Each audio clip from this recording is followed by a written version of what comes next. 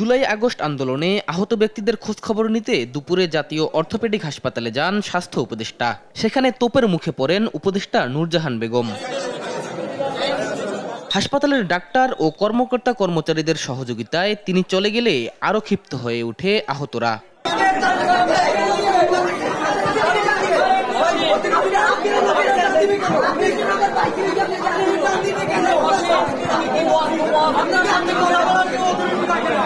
ক্ষুব্ধ হয়ে হাসপাতালের সামনের সড়কে নেমে আসে আহতরা। রাস্তা বন্ধ করে স্লোগান শুরু করে তারা।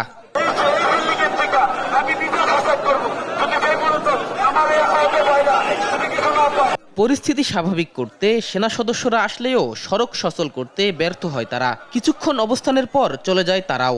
বিকেল গড়িয়ে সন্ধ্যা নামলেও সড়ক ছাড়েনি শিক্ষার্থীরা। শাহেদুজ্জামান সাকিব, দেশ টিভি, ঢাকা।